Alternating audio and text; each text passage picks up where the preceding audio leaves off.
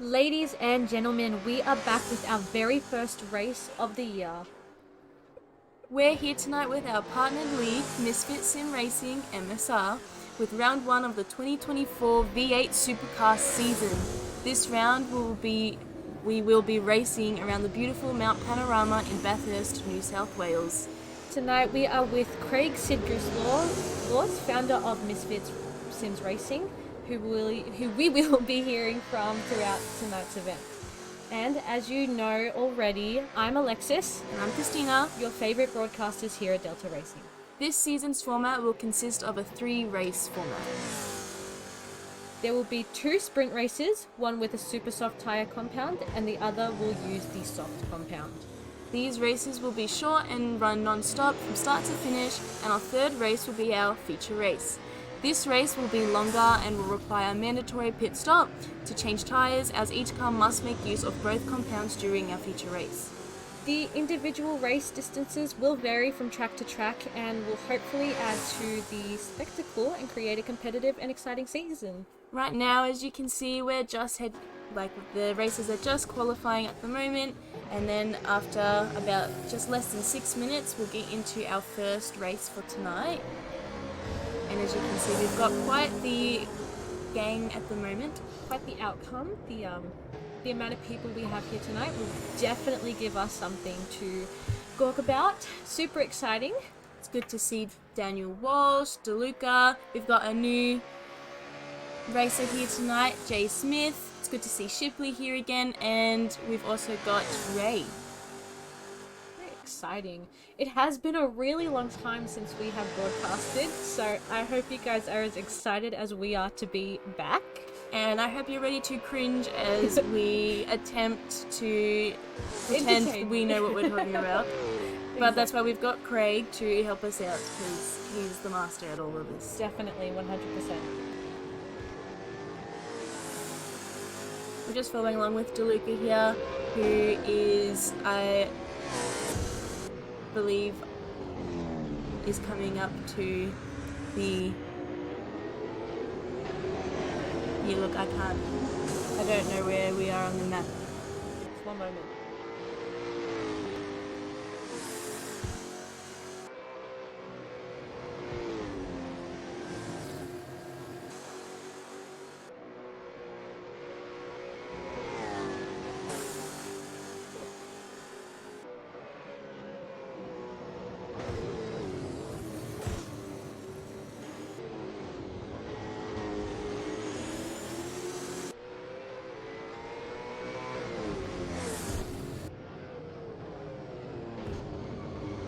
We're experiencing just a little bit of lag. I do apologise.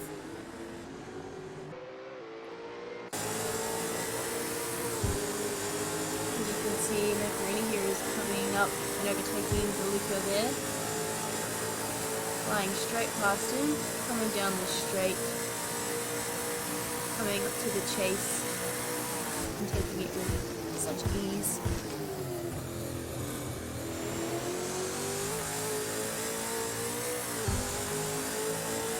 And he'll be heading into Murray's corner, going up to the main straight before taking Third corner. What a name. Oh, I wonder why it is called.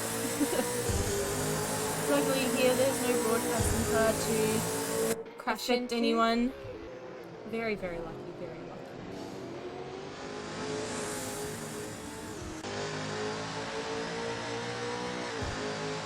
I'm not too sure why that would have been called Hell's Corner. It looked like a pretty simple corner to take.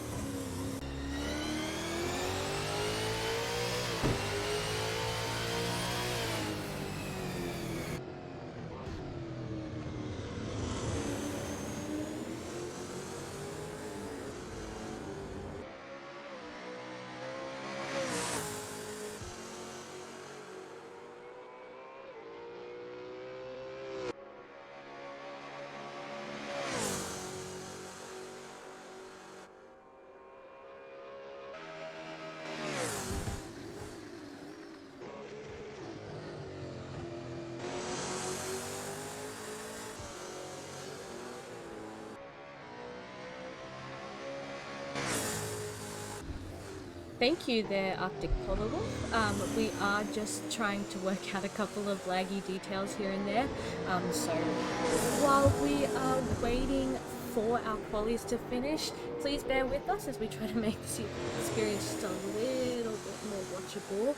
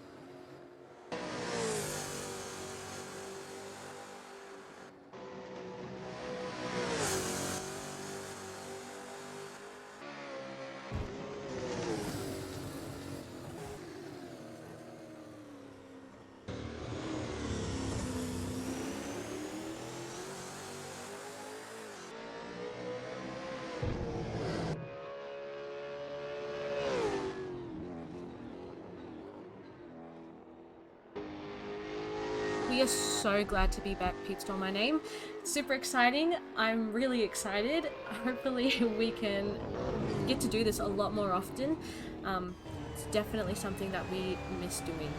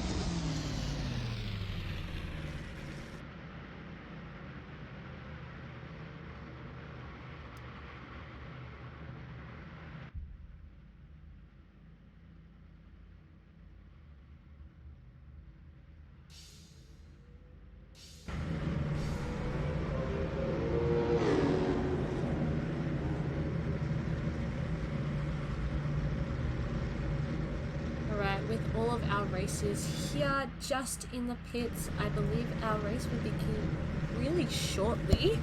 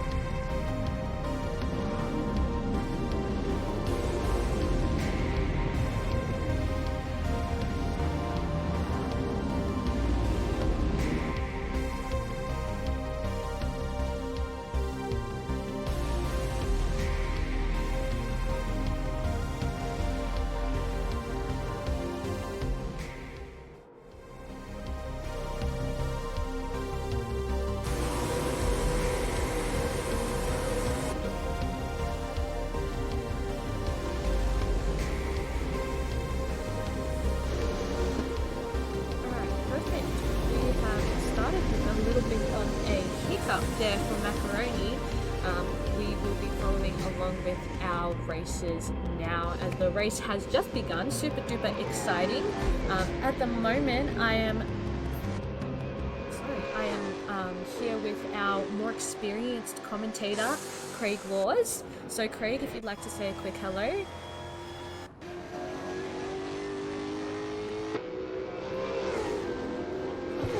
Definitely eventful. Unfortunately, we have missed out on a lot of time broadcasting, so we're a little bit rusty. Hopefully with you here, we will be able to make it a little bit more entertaining. Oh, 100%. Yes.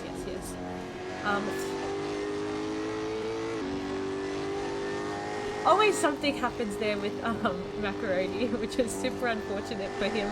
It always leaves him in the back. You can just tell that he's really frustrated with it. I do wonder what happened there. I didn't quite catch it.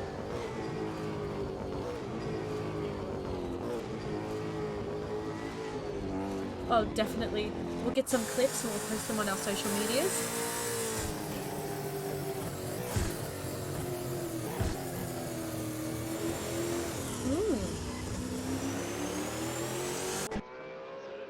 Looking really good. It's really good to see Shipley there at, in first position. Obviously, when we were doing our Super Sprint series, he was definitely one of our competitors to our top three there, DeLuca and Macaroni. I think we did have, not DeLuca, sorry. I believe it was Walsh and Macaroni along with someone else. Yes, he definitely was one of their biggest competitors, and during the end of the Super Sprint series, he really showed off. So him being in first isn't much of a surprise here.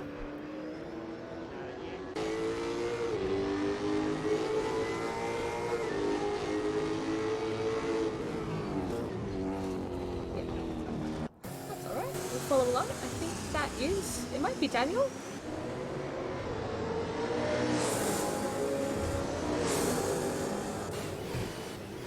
Yes, Walsh. I think at the moment him and Sakuna are watching while racing. That's not something I'd recommend in real life. Keep your eyes on the road.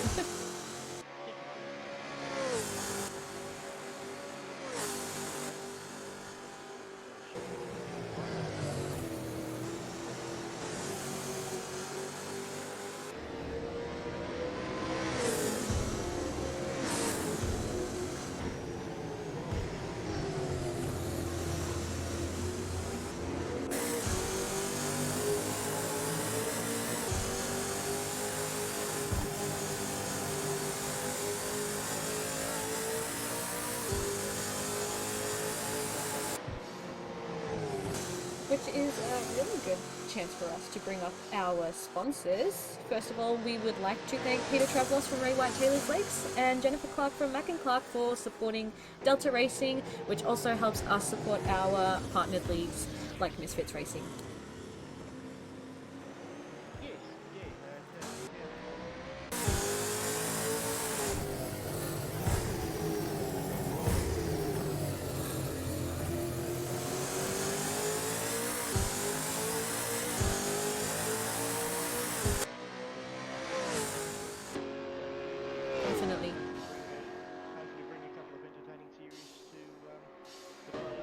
Oh, definitely. Super excited.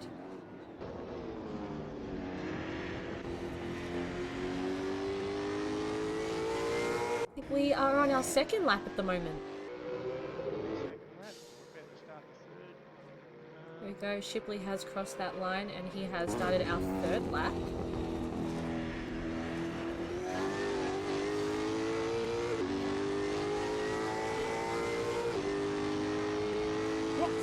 So it is for all of our races. They are on the super soft compound at the moment. I believe our second race will be held with just soft compounds. Perfect.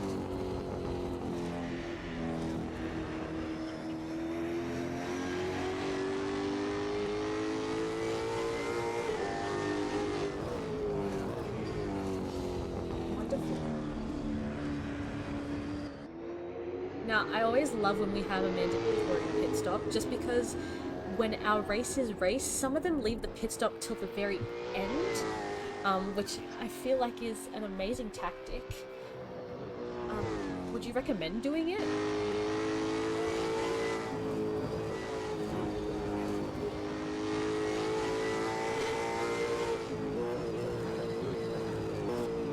Yeah.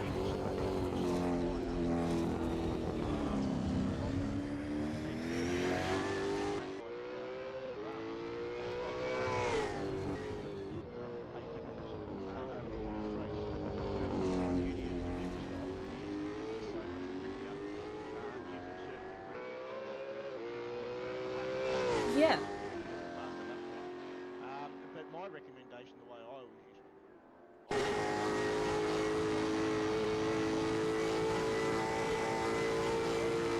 Yeah.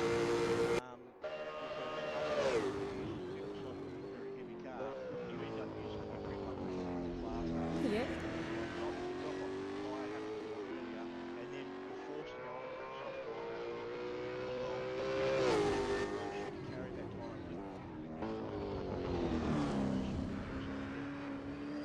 Yeah, that definitely makes a lot of sense. I think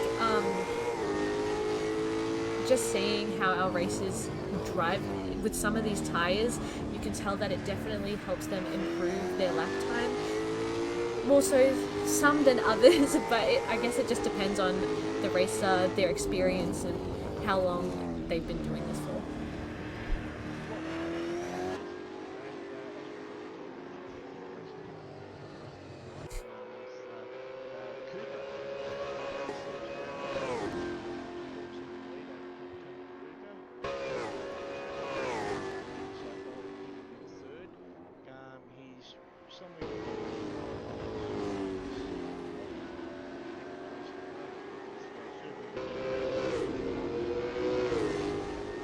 It's good to see them up in the top three today. Usually there's a mishap that happens there for North or DeLuca and it leaves them behind everyone, but it's really good to see them actually getting to put their skills into use tonight. Not being outshined by Macaroni, who unfortunately had that slip up at the very beginning. Oh, definitely.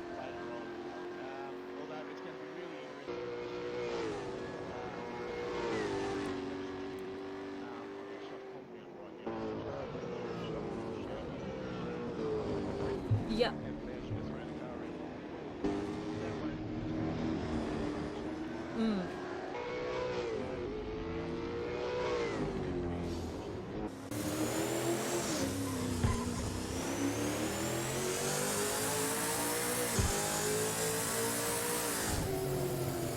Oh.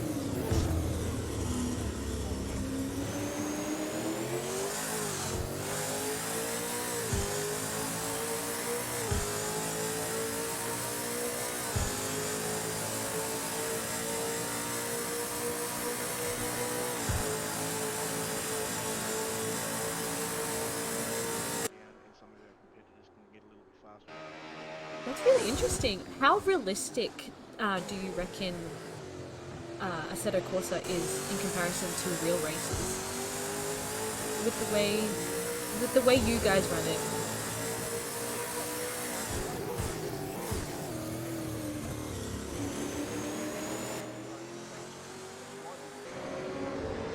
Yeah.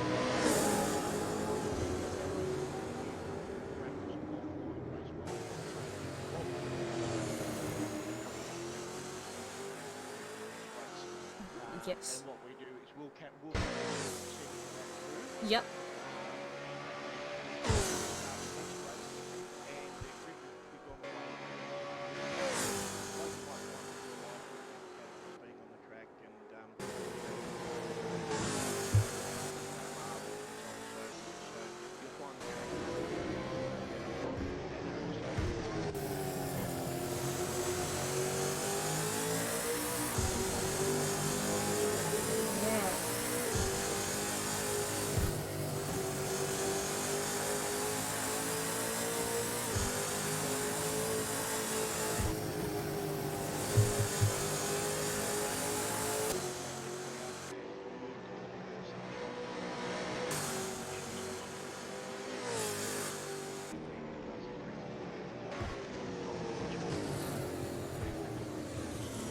That's really interesting. Well, the more you know. I would not have known that.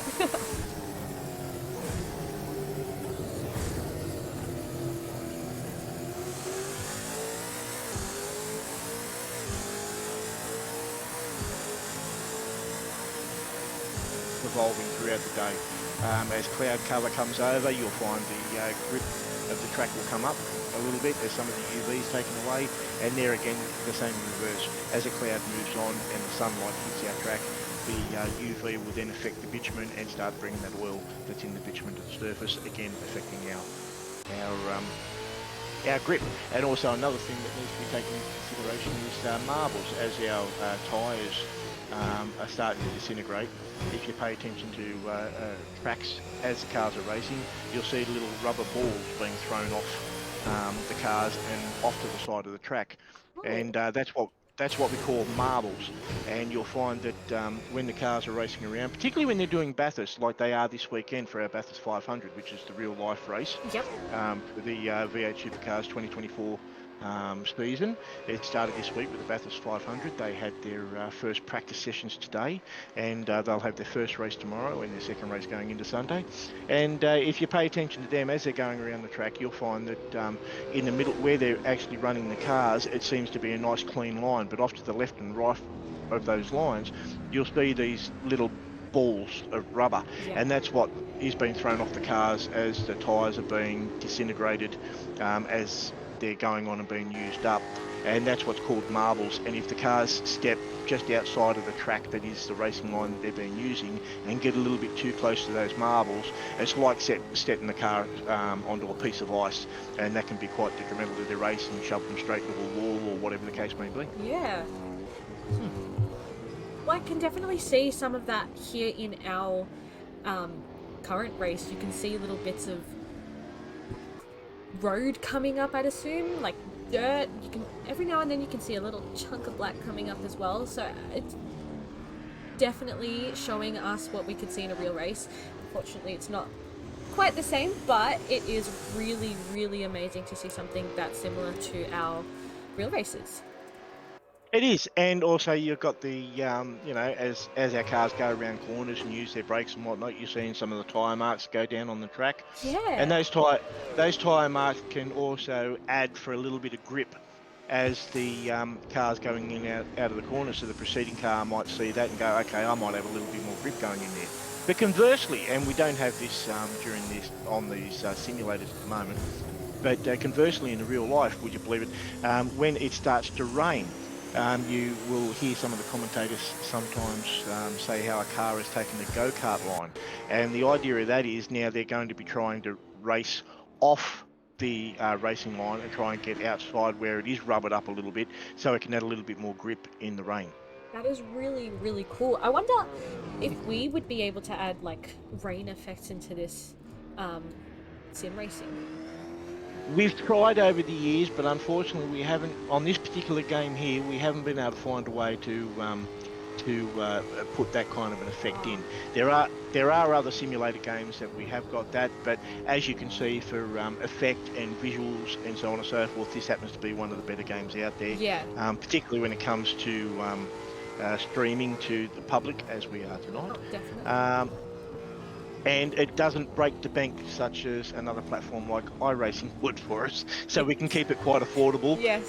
for our guys to go racing and do it on a weekly basis. Or in our case, we follow the real life calendar. So on our particular races here, this week we're at Bathurst, and I think the next one will be at Melbourne at the AGP, I think. Oh, nice.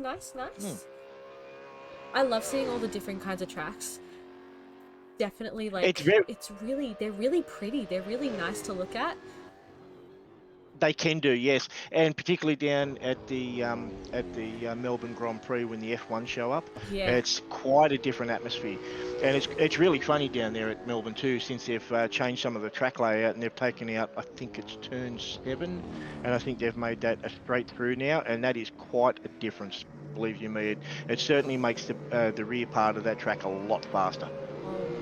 While we were talking about the amazing tracks that we will be racing on, it looks like Shipley has come first. We've got a couple of people there behind him, DeLuca and North there in second and third. Macaroni has actually snuck his way up from sixth all the way into fourth, which is really, really good to see. Yes, I actually noticed that as we were talking, but obviously the race has finished a little faster than I anticipated. That's all right. We've got our second race coming up very shortly with our We certainly do. soft compound tyres, so super excited to see how that goes. Hopefully Macaroni doesn't have that mix up there at the start. I do want to know what happened there.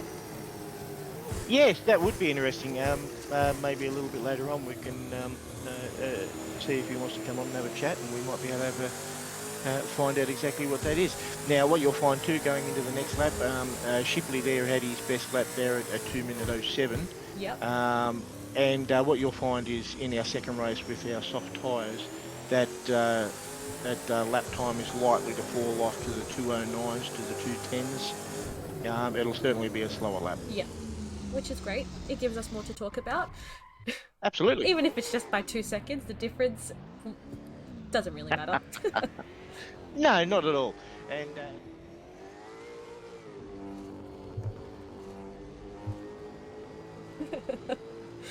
That's good. Enjoying, definitely. It's good to see.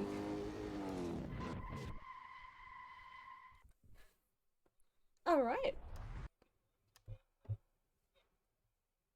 Perfect. Can't wait. Oh, good. Bye-bye. For now.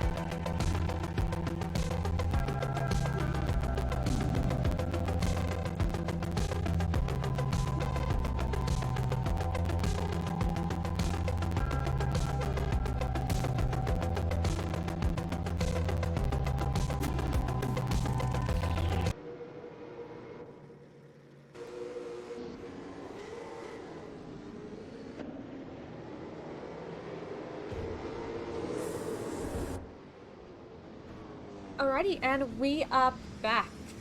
So, we are on our second race of tonight. Our drivers are on soft compound tyres at the moment. It looks like we are starting with how our races left off in our last race, I believe. We will be joined back with Craig in just a moment. So if there is anybody who has any questions, please leave them down in our chat and I will definitely go over them with Craig. Craig, are you there? I certainly am. Welcome back. Awesome. Welcome. Now, as our guru to racing, how do you believe this race is going to go? Do you reckon Shipley will be able to hold first again? Do you think that anyone will give us a little bit of a surprise and jump up, take over from him? Well, given the move that Ross made at the end of race 1 there, I'm going to be having a really good close eye on him. I think that we had another driver join us for race 2. I'm not sure if he made it in or not. I think it was a racer named Ray who was there for our first one, but I believe they disconnected just before we started, so we're back to our regular old 6 races. Yes, and if anyone was watching race 1 and was wondering what happened there at turn 1, Yes, what happened was Dax inadvertently struck Ross in the rear at turn 1, which is what sent Ross around into a bit of a spin. I definitely know he was not happy about that. No, not at all. And Dax has tried to do the right thing and redress the situation, but not that it helped much. It certainly put No. Shipley into a commanding position for race 1. Yes, definitely. Now we're coming towards the end of lap 1 here. I'm going to be really interested to see what their standing lap times are here. Yes. There we go. Do you remember what Shipley's lap time was for our last race? If memory serves, I think wasn't it a 207? I think a late 207. Yeah, around there. I believe you. I think you said you believe he's going to be like a 2-second lap distance behind in this race, just because of the different tyre. Correct. I think they're going to be around a 210 or something like that, a late 29. So our standing start at 213. Yep. So we'll see how they finish lap 2 here, and it'll give us a good indication of how they're travelling. I'm super excited to see it. Well, here we go. Is Ross? He's coming up here to the cutting. Perfect. He's certainly. Oh, he's in third. Oh, good. There we go. Definitely an improvement from our first race, although that first race was not his fault. No, but it certainly lights a firecracker under his bum. If anybody watched anything from last year, and we did broadcast 1 or 2 races, Ross is certainly not one to take a back seat to anyone. He'll always try and drive forward where the opportunity presents. Definitely. I've definitely seen him practicing for races, and he is not one to mess around. I hear him giving feedback to our newer races every now and then, so he definitely knows what he's doing. For sure, and here he comes. He's rattling the back of DeLuca now. Can Tony hold him off? That's going to be the question. Yeah, I don't know if he can. Well, here we go, down to the Forest Elbow. Is he going to be able to hold him off? Get a run onto the Conrod? It looks like he has made it into second. There we go. Good job, Macaroni. There we go. Look at that. Good. Certainly got a really good run there into Forest Elbow, which is always key, and a good run out onto Conrod. Absolutely. Now, it's going to be coming down to the cutting here. Is Tony going to be able to brake and retard that car, or is he going to run it a little deep? No, it looks like he's pulled that up nicely. Well done. Ross is through the cutting really well. Coming down under the Dunlop Bridge. Absolutely. Here we go into Murray's. Onto pit straight and getting us set up for Hell Corner. There we go, we'll come down into Hell Corner now and we'll be starting another lap. Lap 3, I think we are. I have a super important question about that corner. For sure. Do you know why it's called Hell's Corner? Absolutely. At the beginning of a traditional Bathurst race, which happens in October, those laps are 161 laps or 1,000 kilometres. Oh. Now, the reason it's called Hell's Corner is as you're sitting there on the grid waiting for the race to start, it is the first corner you reach, which is going to be one hell of a day behind the wheel of the car. That is why it's nicknamed Hell Corner. Ooh, very interesting. I'm very glad someone could clear that up for me. I would have no idea otherwise. Absolutely. And if you're interested as well, the reason Conrod Straight is called Conrod Straight is I think it was in the 90s the cutting was actually put in. And prior to that, the Conrod Straight ran all the way through from Forest Elbow right the way down to Murray's. It was just a straight run. And back in the early days of the race, in the 50s and 60s, it was not uncommon for cars to throw conrods, which conrods are the main part of the engine that connect the piston to the crank in an engine. So if you blow a conrod, oh, Ross has gone around here. He's gone around just after the dipper. No, he's fallen back. It looks like that's terrible. Oh dear, he's back down into fourth at the moment. I wonder what happened there. Oh, we'll have to interview him afterwards. Absolutely, Poor, that's going to rattle him. poor macaroni. He's Did not he go having a around good on night. his own? I wonder. No, did he go? Yeah. It doesn't look like there's anyone near him, so I don't think he can quite blame Daniel. No. Not this time round. Not this time round. Not this time. Dax is right the way back in sixth, and what is he? He's 5 seconds off fifth. So yes, at the moment we've got Cooper in first. He's currently turning his best lap at the moment is 2:10.7. So it's right on board with what I thought it would be. Tony's currently behind him by 10 seconds. 10 seconds behind him there. Wow, Shipley is definitely holding lead really well tonight. Absolutely. I'd like to know what his setup is. Is he is he sharing a setup with somebody, or has he done something special for himself? Well, he's definitely had a little bit of a break between our last year's races and this year's races, so there's definitely been a lot of time for him to improve his racing. Absolutely, and also too, we are actually using a different mod this year. We're not using the same mod as what we did last year, so the cars are different. And it's been reported to me by a couple of other racers that they find the handling quite different between last year's car and this year's car. So would you say that the handling's a little bit easier for them to use, or it's a lot more difficult? It's been reported to me by some drivers it's been difficult. Others, they find it, quite informative and quite fun to drive.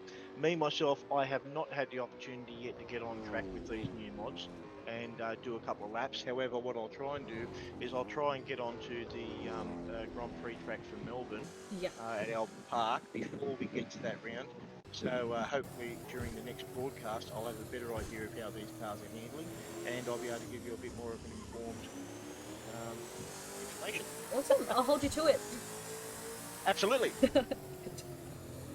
I'll have to get you in a car too. We'll see how good you can do. Oh, terrible. I just know I'm terrible at driving. Oh, that's all right. At least then we'll have a couple of good stories. We should, I believe last year someone suggested that we should have like a beginner's race just to see how that goes. That'd actually be interesting. I've been wondering that myself, whether or not we shouldn't have a couple of feeder categories in to maybe do a Super 2 and a Super 3 for really green beginners. Yeah, I could definitely tell you if I were to participate in any race of the sort, I would not be in first place ever at all. Oh, I wouldn't put it that way. Usually when we do races like that, it's quite good to get someone like Ross or Daniel Walsh, who, if you're wondering where Daniel Walsh is this week, he's currently enjoying the sights and sounds of the real V8s up at Mount Panorama. Oh, very lucky. Very, very lucky. Absolutely. But yeah, we get the likes of Daniel Walsh and Cooper and Ross who set some setups for the different cars, and they're usually pretty user friendly. And when we do some beginner races, we usually like to lock everybody into the same setup, the same tyres, fuel level, and so on and so forth. And we'll generally add a little bit more grip to the cars and to the track, to give you a bit more of an idea of what's going on. And then as you start getting used to the car, then we'll get tricky and we'll take all the good stuff away. Sounds really fun, and it definitely sounds like a great opportunity. So hopefully we can look into doing a race for beginners. Absolutely. And I mean, if anybody's liking what we're seeing here, you're more than welcome to join us. I think we've still got some room on the grid for the season. So you're more than welcome to look up Misfit Sim Racing, or our partner series is Ultra Racing. Yes, I believe And we have links to both our Discords and I believe our own. Definitely our Discords and our Twitch. So for anyone who's interested, give that a look on our social medias, which are Delta Racing AU on Instagram and Facebook. yes, and you can look up Misfit Sim Racing on Facebook, and it's also Misfit Sim Racing on Discord. And if you join either of our Discords, you'll find more than enough information and plenty of helpful people to help get you going, downloading the right programs, games, and the like. And we run our platform on Steam. I know definitely if I was a beginner to racing, I would want either Misfits Racing or Delta Racing to be the people teaching me how to race. Absolutely, we have for quite a few years, particularly at Misfits. We run ourselves as a completely open and friendly bunch of people. We're open to all sorts of talent, be it should you be a child, a teenager, a female, it doesn't really matter. Feel free to come along, participate. We're more than helpful. We'll help you with whatever you need, setups, cars, liveries for your cars, whatever you need. There's always someone around willing to give a helping hand. And I'm always around at some point, so you're more than welcome to always find me on Discord, Craig Laws, or as my handle sometimes shows, is SydGoose. And you're more than welcome to send me any messages you like, and I can help you out as well. Right, wonderful. I would definitely like to see some female races. So if there are any ladies watching tonight and you are interested, do take Craig up on his offer there for us to have you join our racing leagues. Absolutely. And it'd be fabulous to have some females come on. And as we've been talking, I noticed that Ross has gotten into third, and he's currently 5 seconds behind Tony DeLuca. So we've still got 2 laps going. Whether or not he makes that 5 second gap up or not, I'm not sure, but I'm certain that he'll give it a red hot crack. Definitely. Ross is definitely one of our most competitive racers, so he doesn't stay down for long, which is really good to see. Very true. That's very true. Now we're got 1 lap to go, I think. Yes, Yes, we've got Shipley has Cooper coming into. definitely made it to that Yes, last he's lap. come. Yes. Absolutely. Here we go. We're coming up Mountain Straight again. Who's that? We're looking at. I think. Is that Shipley we're looking at? I think Yes, it is. right now we are looking at Shipley in his really nice car. It's definitely a big change from last season. Absolutely. I believe he's putting quite a bit of effort for this car. I- And if anybody's wondering why we're still running Generation 2 cars as opposed to the Gen 3 cars. At the moment, we don't have a solid platform for the Gen 3 mods. So we've chosen to keep running the Gen 2 at the moment until such times as we can get our hands on a mod that suits our needs.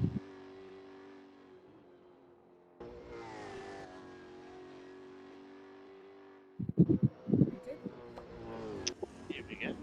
And it's McPhillany for the last time in race 2 for Shipley.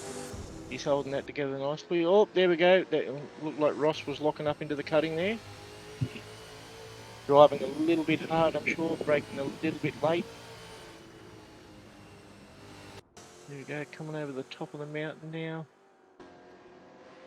Now, I'm very glad that you know the map a lot better than me. I feel like I would get lost really easily here.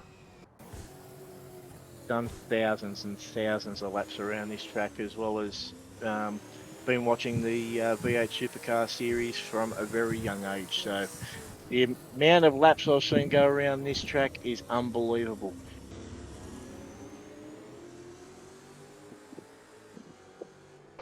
Here we go. He's coming into Forest Elbow. Where is Ross now?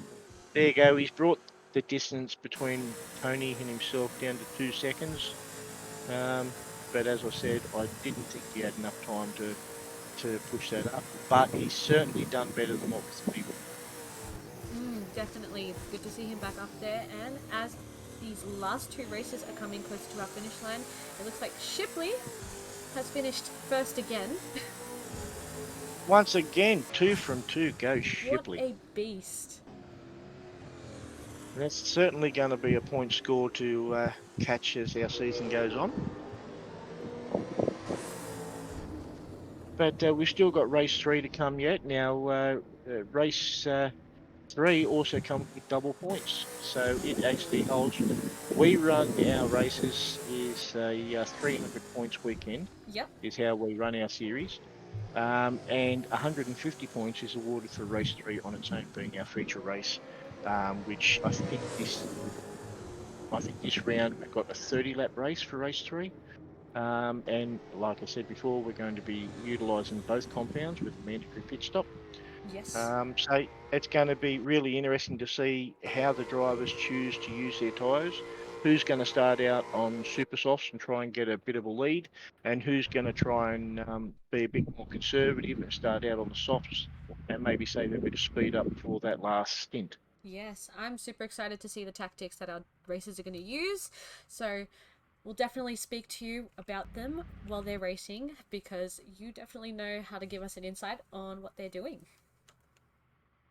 I can only do my best. You're doing amazing. Better than I could ever do. Absolutely. All right, guys. I think we're going to take a break on this one between races 2 and 3. So go get yourself a drink. Awesome. Talk to somebody, and we will speak to you come race 3. Awesome. Our own real life pit stops.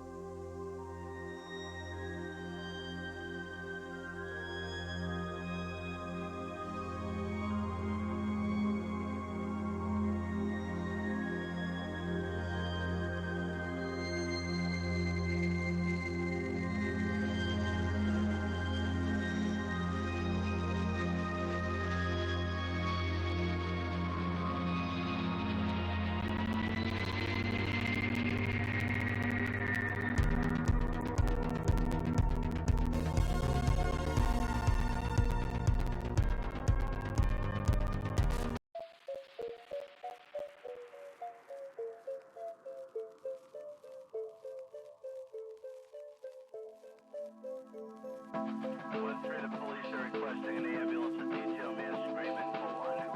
Inside the Irish Social Club at number 19 Park Street, West Rock Street.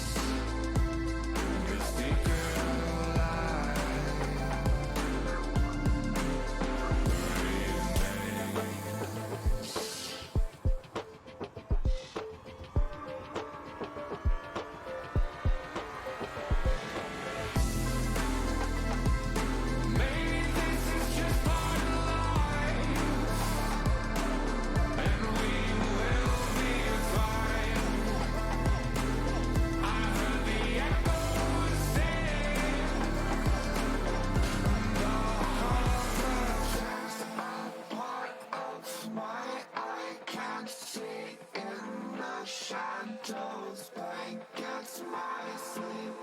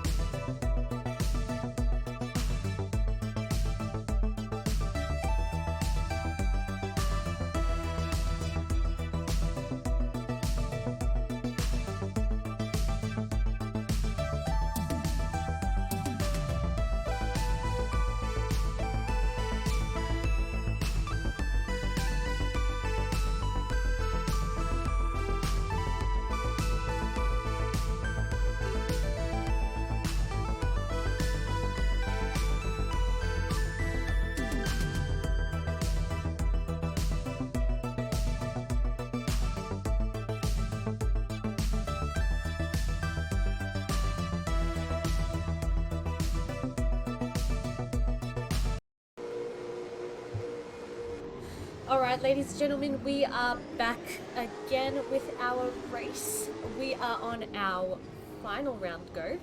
We have 30 laps to complete this round. At the moment, we are starting with our winning format from our last race. So Shipley was there in first, but unfortunately he has lost that to DeLuca, which I wonder, will he be able to get that back? I do hope so. We will again be joined by Craig. Hello again, Craig. Are you there? Hello, hello. I certainly am. Perfect. So, we want the gossip. What happened there for Macaroni in our last round? Do you remember? Well, unfortunately, it would seem that he spun out there on his own. He was pushing quite hard to try and catch up with Tony, Yep. and he outbraked himself by a good 5 metres, I believe. There you go. Here at the moment, he has pushed past Tony. Shipley's also pushed past Tony, which I'm sure Macaroni is very happy about considering the slip up for last round.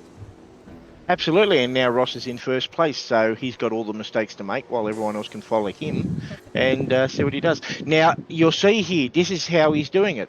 Ross has actually taken the opportunity to use his super softs early on, which means he's going to be able to lap a little bit faster than the guys behind him. But the downside to that is going to be Shipley being on the soft tyre. That tyre is going to last a little bit longer.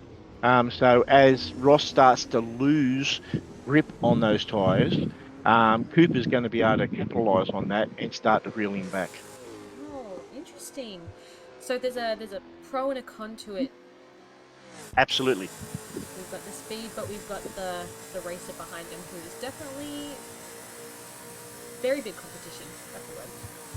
Absolutely. And if Shipley can keep him within a certain length, let's say if he can keep him within 6 seconds by the time the stops start, then Ross will then have to go onto the soft tyre, at which case Cooper will probably still be on his soft tyre, as he'll probably run that a little deeper into the race. Yep.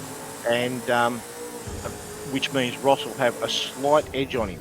But as that starts to normalise, and when Shipley comes in for his pit stop and goes onto the super soft, his fuel level is going to be down, which means he's going to have a slightly lighter car, and it'll use the tyres up a little bit less than what Ross is using his up now, which means he'll be able to run a little bit longer and keep the freshness in those super soft tyres for a little bit longer, which will allow him to reel Ross in if he hasn't kept himself a decent enough gap. Very interesting. Very interesting. We can see now what kind of gap have we got here. We've got a 1 second gap between Shipley and Ross right at the moment, and it seems like Shipley's bringing that in just a little bit. Now, it has to be said, Shipley has proven himself to be quite adept on the soft tyre as well. Definitely, yes.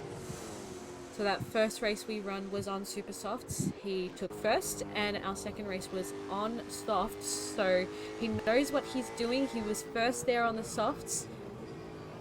Absolutely.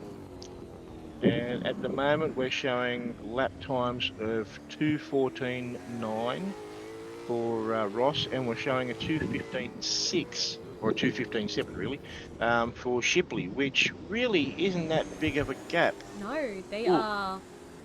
Oh, what's he done here? Oh, Shipley's tried to get on it a little too fast coming out of Forest Elbow there, and he's lost the rear end a little bit, which has given Ross a bit of an advantage going down Conrod.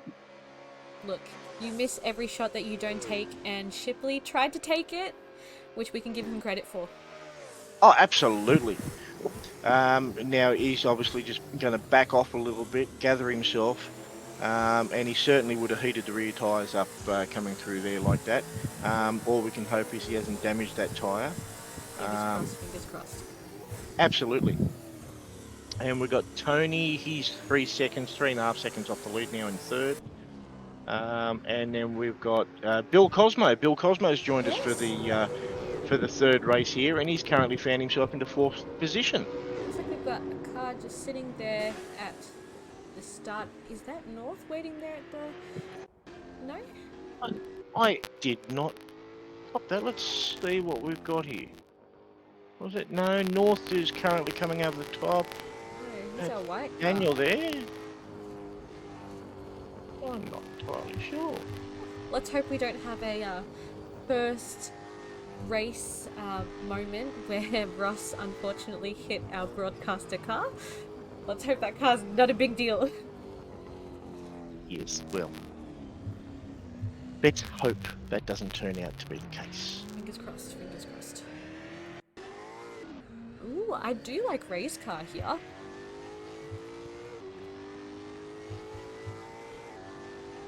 Unfortunately, Ray is stuck there in 6th. They weren't able to make it through our first and second race. I believe we were having some connection issues.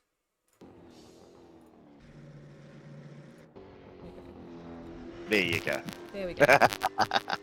We seem to solve that issue then. There was an issue with one of the cars on the track, and that track seems to have been safely removed now. So whatever problem it may have caused has now been removed, thank goodness. Thank goodness.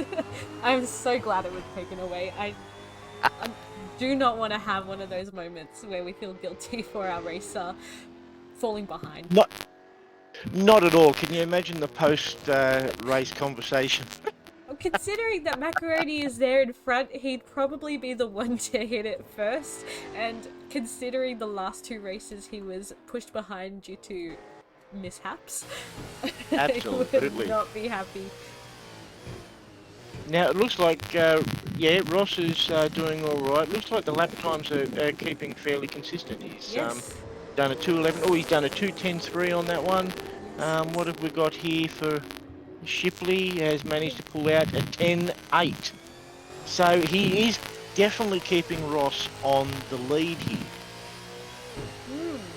He's definitely keeping Ross on his toes. I'm sure Ross can just see him in his rear view, shaking his Absolutely. boots a little bit, because Shipley is not someone you want to mess with here on the track. Not at all. And since we're going into, I think it's the 3rd lap now, Fourth, I I would. Okay, 4th lap. I'd say we'd probably be looking at maybe getting to lap between 8 and 10 at the pace Ross is keeping at the moment. I think he might start damaging his tyre if he keeps it up the way he's going. But having said that, he may be using his car and his tyres up a little less than I think. It's just going to have to wait and see, I suppose. Yeah. Well, he is one of our more experienced racers, so it's good to see him doing his best, obviously. I'm sure he knows what he's doing. Fingers crossed. For sure.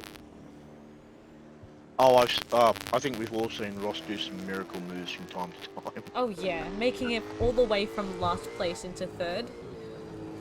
Oh, he's coming up behind someone already. Who's he coming up behind? Oh, I'm not too sure. Let's have a look. That must be Sean. It has to be. Yes, Sean's down by a lap, so that would have to be Sean he's coming up on. Yep.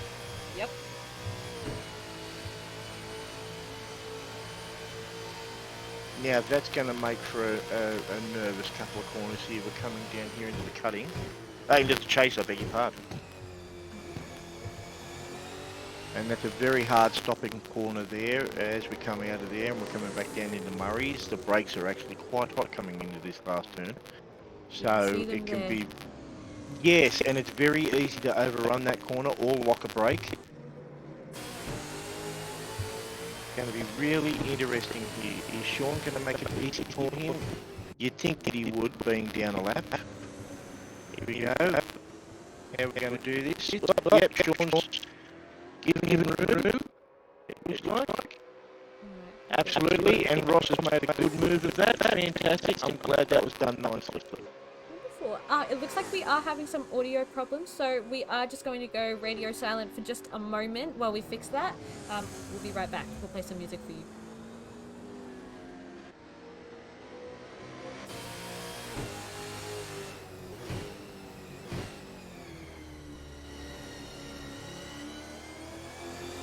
And before that, I was being...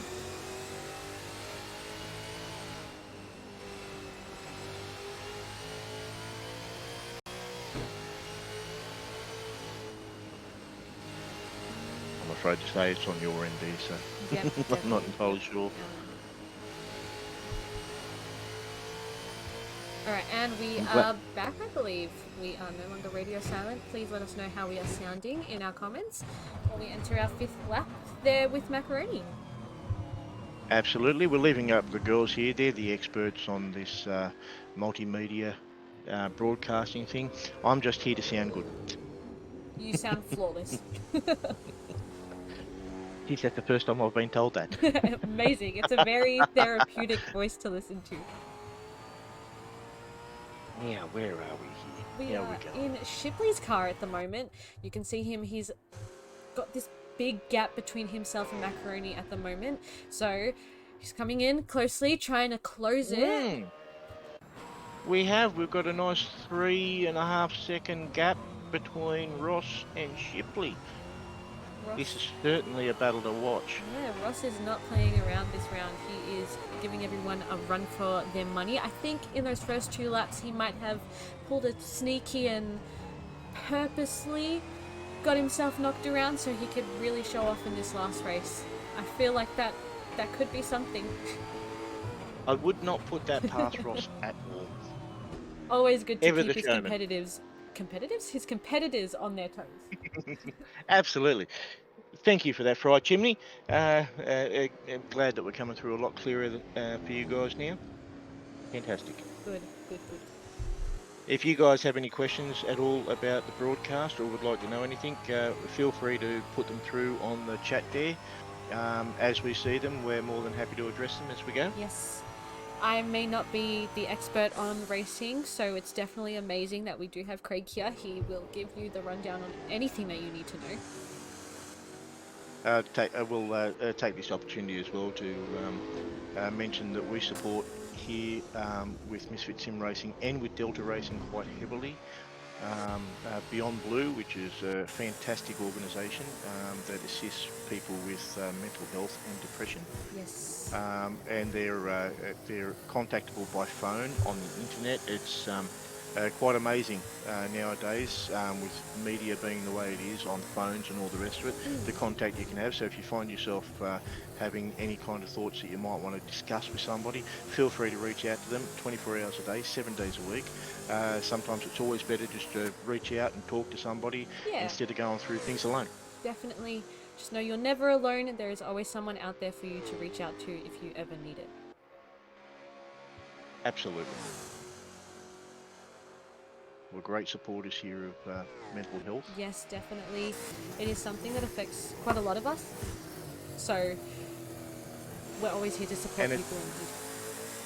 Absolutely. And there's nothing wrong with saying you're not okay, and there's nothing wrong with speaking to somebody about it. Okay, I've got this little issue. We all have issues. And the hardest thing is to go through those issues alone. Yes. And it can also turn out to be hardest for the people around us as well to find out that we've gone through those issues alone when should you have spoken up and said something, maybe you can share those problems and maybe that problem doesn't have to be as big as what it's showing up to be. Definitely. Now, back to the race here. We've got another good lap, another best lap for Ross here. We've got down to a 2.8 lap. Picking up that speed, do you think he's getting faster with each lap, trying to break in those tyres before he takes his mandatory pit? Absolutely. Well, he will get a little bit faster as the temperature of the tyres come up. So they do start out a little bit cold, and as you start in the lap, you got to remember that what I said at the beginning of race 1, and that is the track grip is going to be compromised at the beginning of every race. Yes. We do carry a little bit of that grip across, but we do compromise it, and we do that on purpose to open up the competition. But as the race goes on, and as that rubber goes down, the grip level will come up. Yes. So for a little while there, it'll look fairly even, because as the grip of the tyres goes away, the grip of the track is coming up to meet that deficit. But sooner or later, you're going to meet that cliff where it's really going to start to fall off. Yes. We do have a couple of comments about our laps at the moment. We do have a little problem with it. It's just our screen at the moment. We're readjusting it so you can see the laps, but the laps are all the way at the top. We have 7 out of 30 completed so far. Absolutely. And if if you'd like to have a look at position 1 there at the moment, it's showing Ross with 6 laps under his belt at the moment, which shows us on lap 7. Yes. So if you can't see the very top of the screen, then that'd be a good place to look as a bit of a reference. Yes, of course. There we go. Ross seemed to lose it just a little bit there. I think he braked a little bit hard coming into Murray's there. Let's see how he pulls the car up here into Hell's Corner. Yep, and he got into the apex really well, back onto the power, nice, ran out wide, a really good run up Mountain Straight. Here comes Shipley, closely behind. How did we go on that lap? We got a 2:08.2 out of Ross, and that was a 2:10 flat out of Shipley. So Shipley actually lost a little bit of ground on him on that one. Yes. He is still staying pretty close, which is good. I believe that as soon as they take their pits, Shipley will manage to take first from Ross there. Absolutely, there's a 6.7 second deficit there as it's showing at the moment. But as you quite rightly pointed out, Ross will have to pit before Shipley, so he will then take first place, and then it'll just be a difference of how hard he can push that car and how hard he can hold it, Yes. while Ross is trying to get his car back up to speed on the soft tyres. And if you can keep enough of a distance prior to going on the super soft, then we will have a really, really good race coming down to the checker flag between Shipley and Ross. Yes, yes, yes. Okay, third place at the moment, we've got Bill Cosmo. He's 18 seconds off position 2 at the moment. Good to see Cosmo joining us here for our last go around. So, unfortunately, he couldn't join us for our first 2 races, but he's here now. No, unfortunately, we had a little bit of a timing discrepancy for this particular race. Usually, our practice sessions will start at 8 o'clock. Yes. Eastern Daylight Saving Time as it is at the moment, or Eastern Daylight Standard Time Yes. when we're not in Daylight Saving Time. So we usually start at 8 o'clock, and that will be our official practice, and that will usually go for 60 minutes. And come 9 o'clock, we'll have a 10-minute qualifying period prior to starting our sprint race number 1. So as of next round, that time discrepancy will be adjusted, and our practice will start then at 8 o'clock and the qualifying at 9 o'clock, and then on to sprint race 1. Whereas unfortunately this week we've had the time problem, as I said, Yes. and our first race started an hour earlier. But as of next round, that problem will be remedied. So we do have a question here from one of our viewers. They would like to know when we are going to our Gen 3 cars. I believe you went over this a little bit earlier.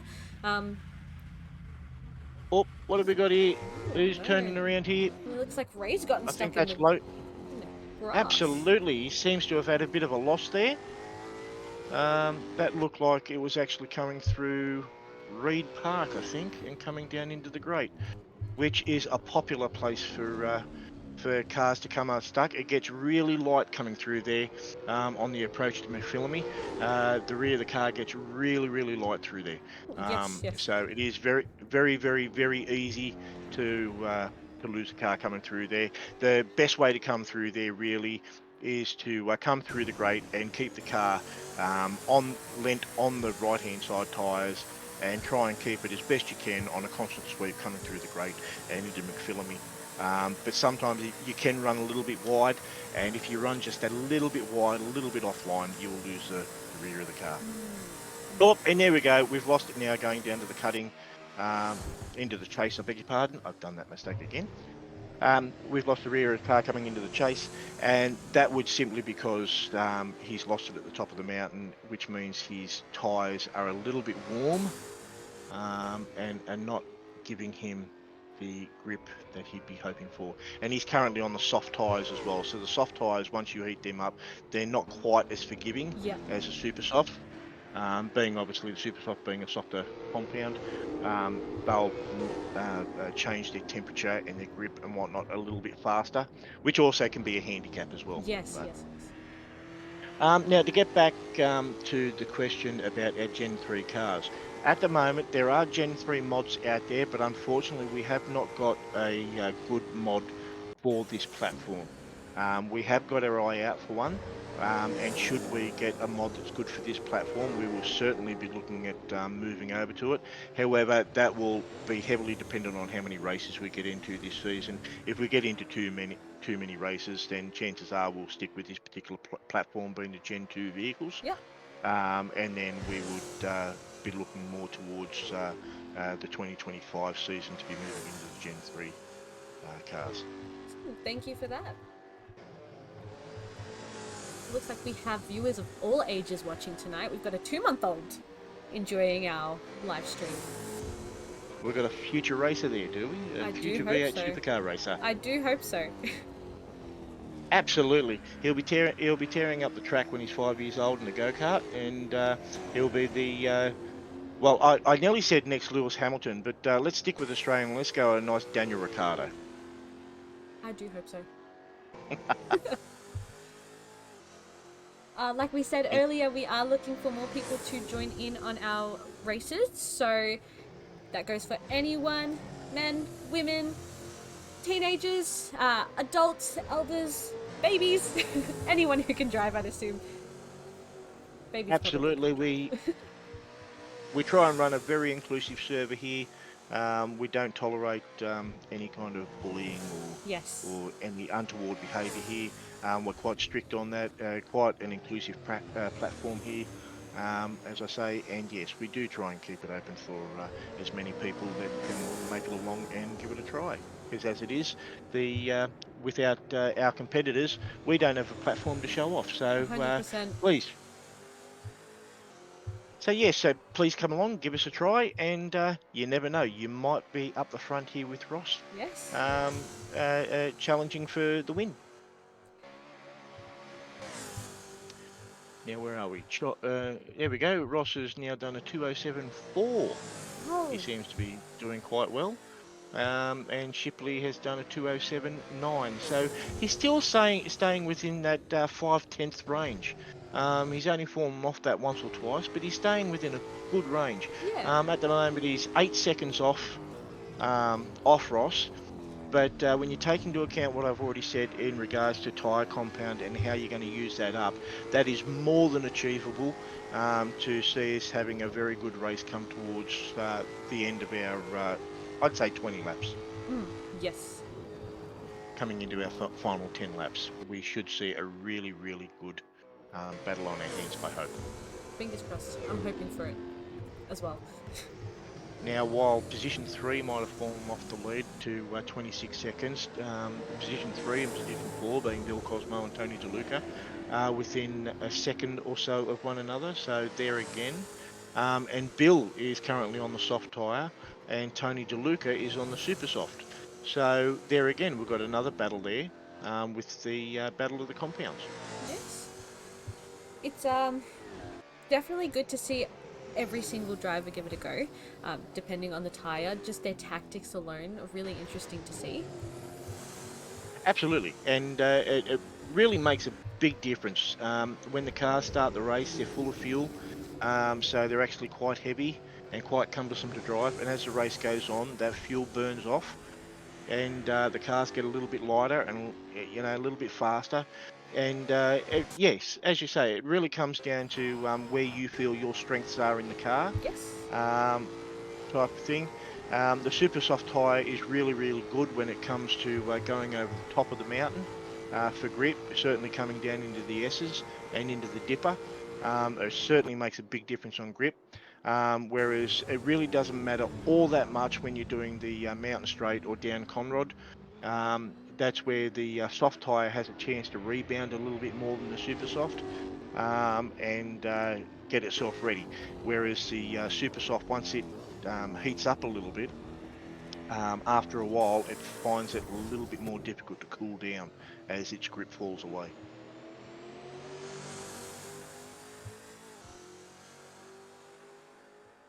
I've noticed There we go. that DeLuca here has pitted, so that means Hmm. he's most likely swapping some tyres out. hoping to catch up there with Cosmo. There is that distance building between them now, unfortunately, but I'm sure with a new set of tyres, a new tank of fuel, he'll be able to catch up. Absolutely, and we've just seen there, Tony's just swapped over to the soft tyre. So now he's going to be ready to go through to the end of the race. And there you go. We're on, what's that, lap 12. So that puts it in the 10 lap range, 12 lap range, as I was saying, for the super soft.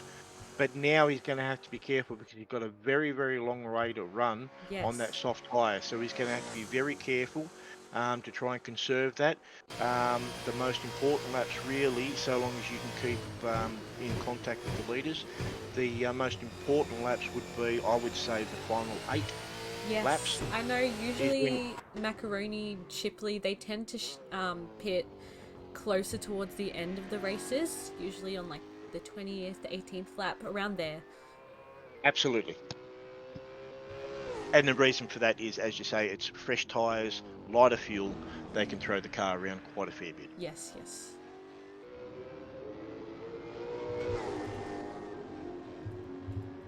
Okay, we've had a couple of personal bests, like from Bill Cosmo. We had a personal best there of 209.6 Very good. a little while ago. And Cooper seems to be setting quite a couple of bests. So Yes. we'll have to keep an eye on him. He seems to be really trying to push that car. Macaroni is definitely growing that distance between himself and Shipley at the moment, so Absolutely, but he ran a little bit wide into the cutting just then. yes.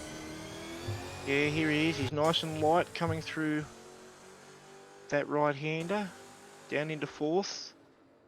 Okay, now the thing here, we're coming up into McPhillamy. Now what you want to do is you want to hold it, and that is a blind turn. Absolutely, he's done that beautifully. He was taking that Here we really go. smoothly. It was really good.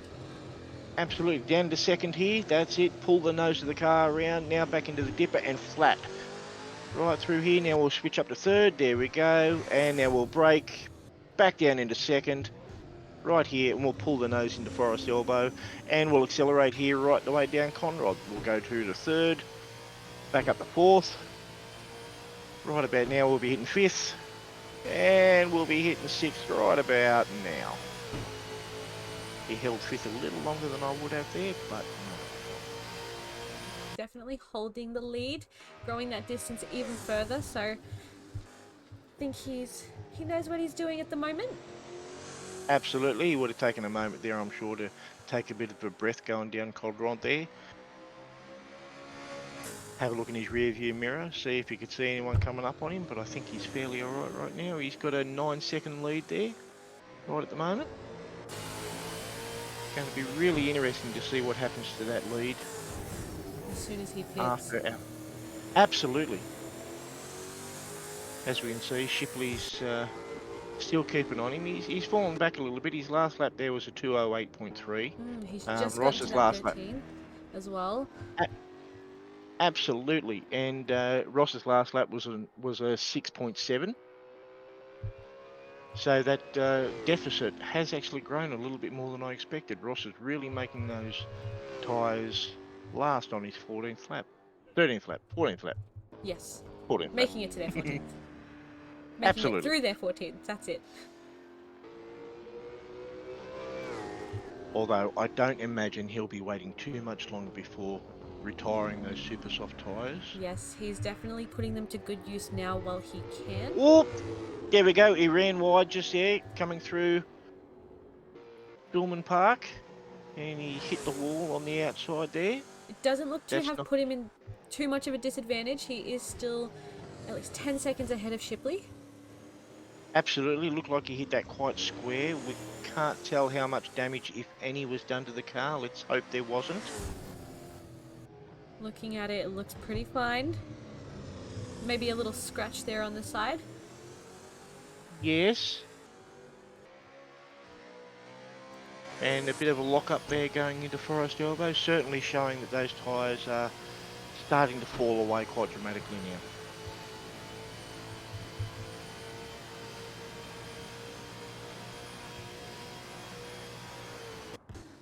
I'm actually quite surprised he managed to get in a 206.5 there.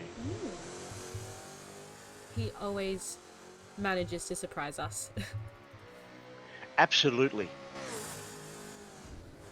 Anytime you might think something is impossible, Ross is there to show you that it is indeed possible.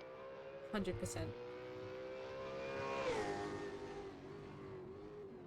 Here we go, we're starting lap 15 for Ross now.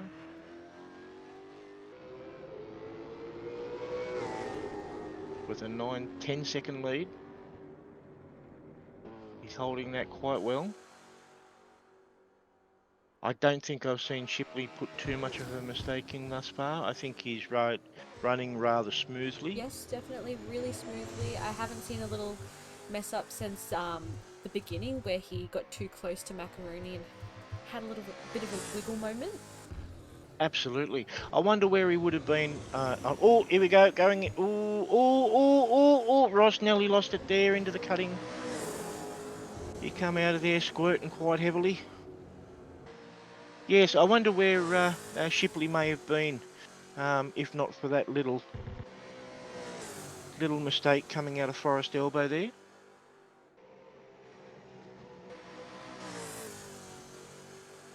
Bill Cosmo has fallen 34 seconds off second place now, but still holding third. Tony DeLuca is 30 seconds off of him, so at the moment his third place is looking fairly well. Yes. Dax is 2 seconds off Tony DeLuca, and he's currently on his soft tyre. I believe DeLuca is the only one who has pitted thus far. I think we'll be Yes. seeing our top 3 pit shortly.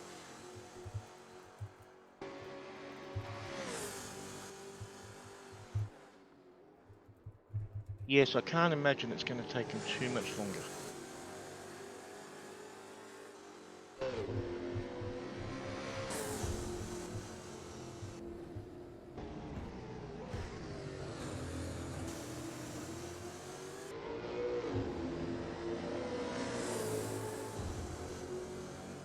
I think we might follow up here with our 4 people down at the bottom. We're going to see where North and Ray are. They are close to each other, so they're not too far behind. We could have a little bit of a competition behind us. Absolutely, and as Ross has actually pitted to take his pit stop right at the moment. And that has given Shipley the opportunity to take first. Which he has done. Wonderful.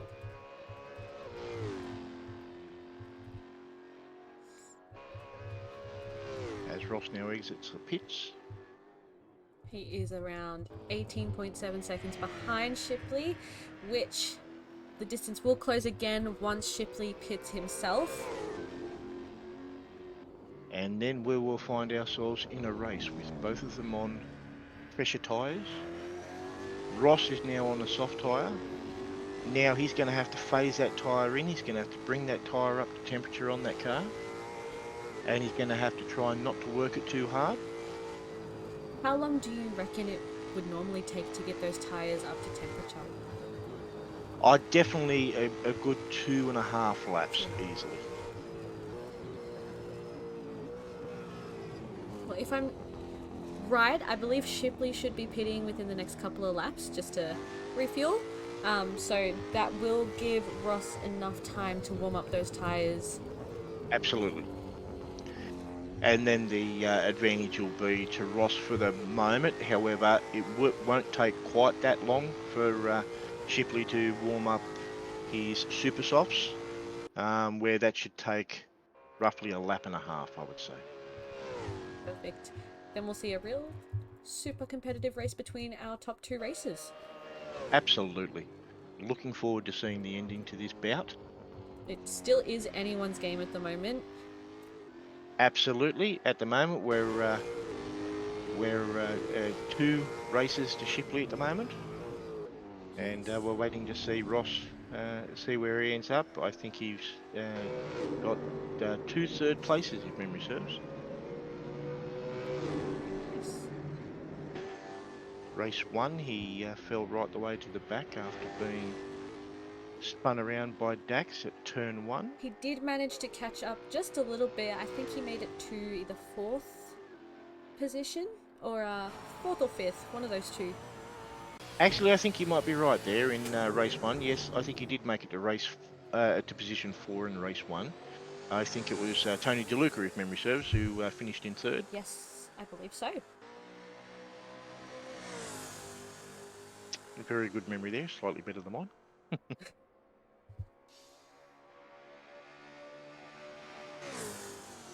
I believe And in if anybody... our second race, Macaroni was in 3rd, if I'm not wrong.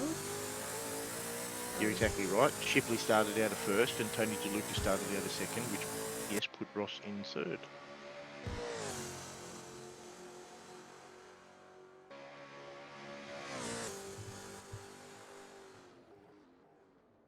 Now, as we're running around right now, we'd, if I was to liken them to the real game, I would have to say that Ross is definitely our Shane Van Gisbergen, and Shipley would have to be our Brody Kostecki. Oh. Are they our real world competitors? Our versing each other all the time? Absolutely. Well, Shane Van Gisbergen has left the series now. He's gone over to America to join NASCAR full time. Yes. And there's Brody Kostecki went on and won the Drivers' Championship last year. Unfortunately, he has not made it to Mount Panorama this weekend to defend his title for round 1. We're waiting to see what might be happening there. But yes, they were definitely, over the last 2 years at least, definite protagonists Yes. within the race, and definitely an annoyance to one another. Well, I'm sure Macaroni is very excited to see here that Shipley has pitted. It's going to give him the chance to catch up, close that distance as his tyres are warming up. I believe he pitted around 2 laps ago, so Absolutely. give it half a lap and his tyres will be on fire. For sure. There we go. There's Macaron going past there now. And he has taken first. But for how long will he keep that position? Yes, absolutely. Now, Shipley, he is out and on Macaroon's tail. Now, he will take about a lap and a half for those tyres to come right up. And we're currently looking at a deficit of 2.4 seconds. It doesn't seem like much in time comparison, but if you look at the distance, it is quite far. It is, absolutely. And the biggest thing we've got to look at right now is that Shipley does not overdrive these tyres during this opening lap, because he can damage it. And as you've just seen then, he just hit the wall twice. Yes. He's done a bit of a pinball manoeuvre. And that's as a result of being the tyres being a little cold and a little under pressure. Yes. And he's pushing just a little bit too hard.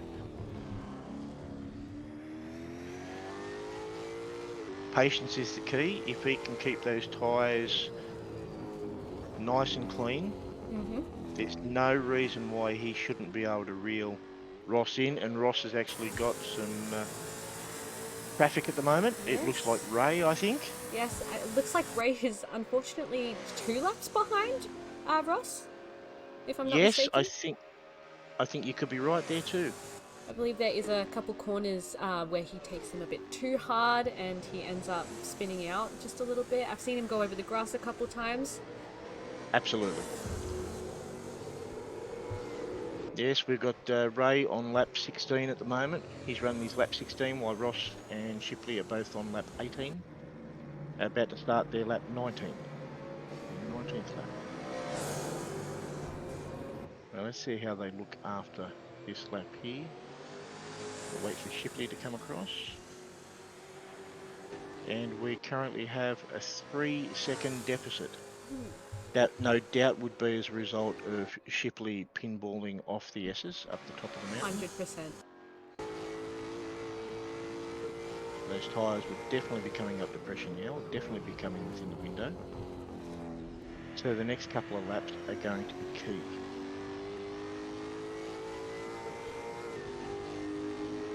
and his performance will be coming to him as his fuel load will be light and be getting lighter Yes, yes, definitely. as we go. And he seems to have nicked the wall again. Old Shipley, I think he's pushing a little hard. Keeps coming a bit too close to those walls. I think he's just still adjusting to those tyres. I think that would be a fair assessment there. Asking a little bit too much of the tyres a little too early. Yes.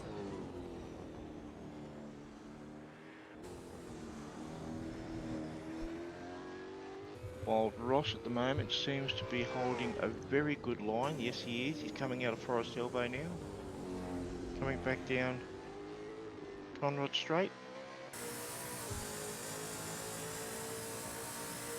Let's see what the deficit looks like at the bottom of Conrod this time as they cross the line.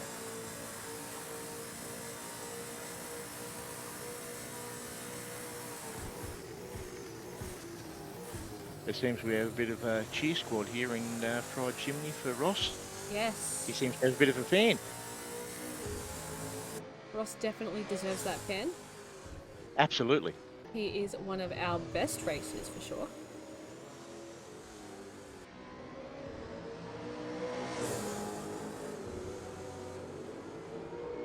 And over the off season, it has to be said, I've taken quite a bit of a break.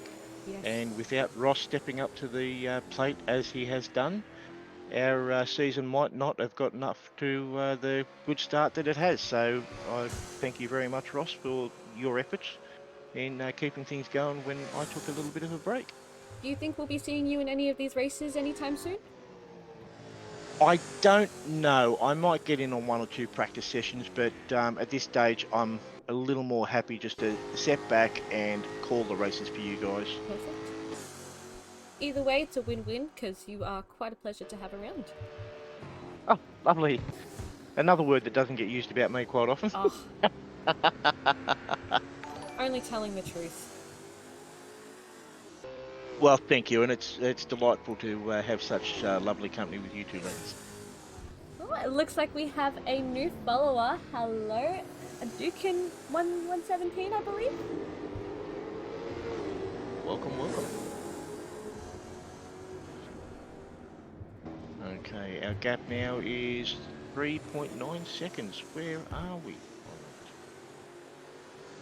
There we go. They're at the top of the mountain. I mean, the time is moving and it's showing, but they're still definitely within cooee of one another, and we're still another 10 laps to run.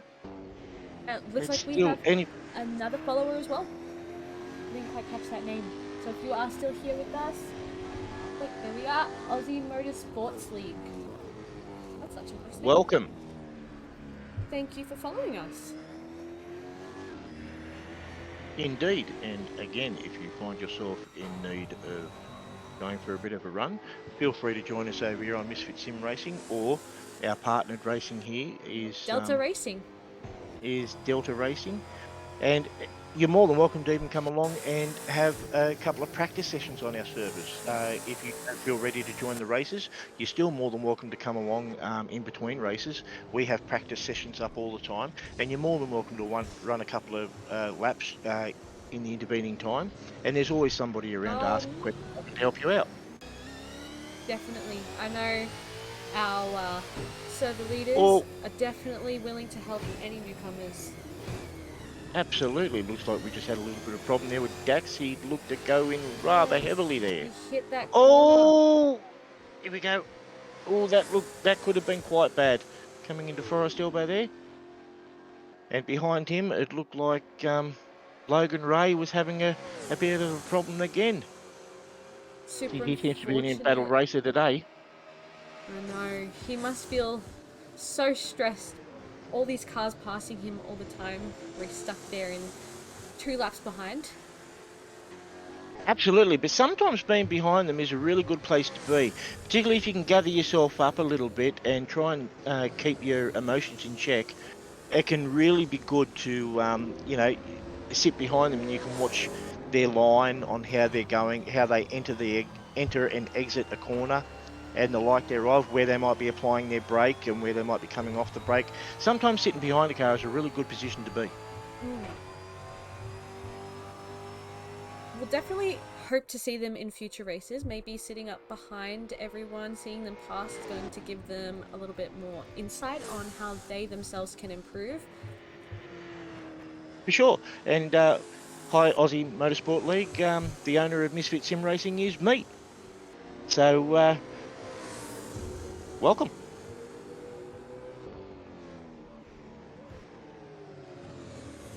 Although I share the ownership with it nowadays with Ross. He has been quite a help. Without his assistance, I don't know that Misfits would still be running quite as well.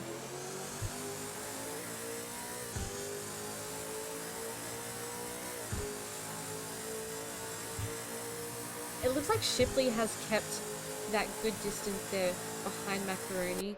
I believe he is trying to close it any chance he gets, but he is being cautious. I believe there was that moment at the start where he had that wobble. He's learned from that mistake. Yes, I do.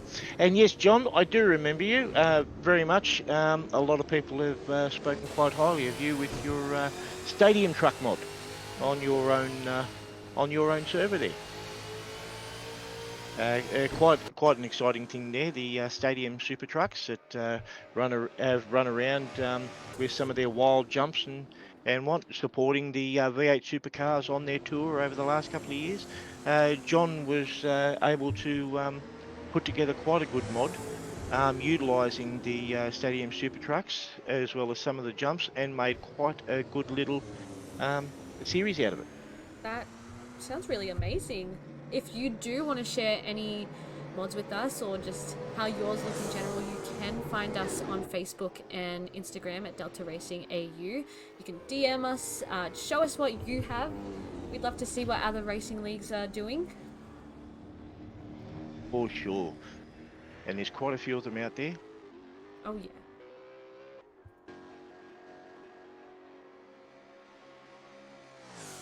But the two best have definitely got to be Misfit Sim Racing and Delta Racing. 100%. Not to toot our own horn or whatnot, but I you know, mean- we do like to. How can we not? We have some really, really good races. We definitely have a lot of really amazing moments here. Absolutely, and our field has been swelling quite well over the years. And the good thing about it is it has been good quality races as well. So Yes. we tend to have some really good, exciting races going on, particularly up the front of the field. And our championships, generally speaking, stay quite open until later in the season, which is how we like it going into the last couple of races.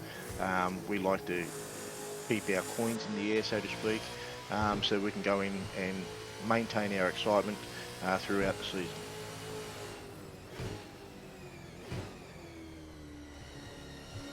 Keeping my eye on Ross here, and he's doing quite well. He's keeping within that soft tyre. It looks like Shipley is slowly starting to close that gap. Yes, he's gone from a 3.6, I believe, to a 2.8, 2.7, fluctuating between that distance. Absolutely, and this is where you'll start to see the difference between the soft and the super soft again. That super soft definitely has phased in, and while it would have been knocked around a little bit by Shipley, pushing that car a little too hard too soon, he has obviously backed off just a little bit, allowed those tyres to come back to him, and now he's pressing on again, and he would have a slightly lighter car, and definitely have the tyres under him, which is demonstrated here in his best lap, which is the best lap of the race so far, Yes. which is a 2:05.3. Wow.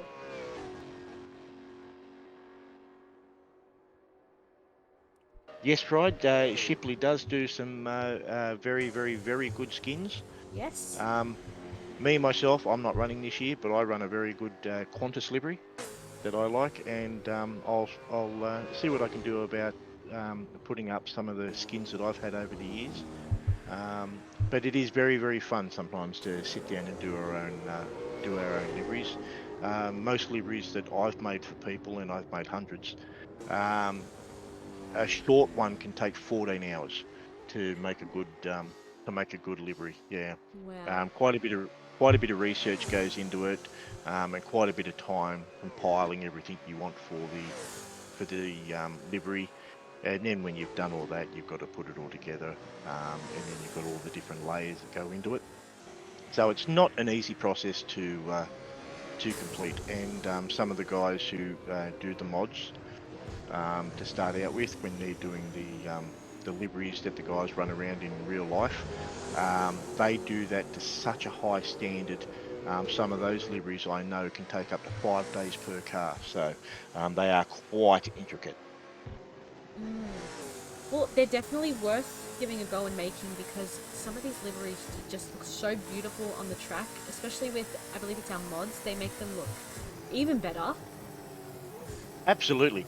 And again, if you were interested in joining our series and doing your own livery, there are plenty of programs out there that you can utilise to attempt your own liveries. And again, there's plenty of people who know how to use these graphics programs, and they're more than willing to walk you through it step by step and help you on your way.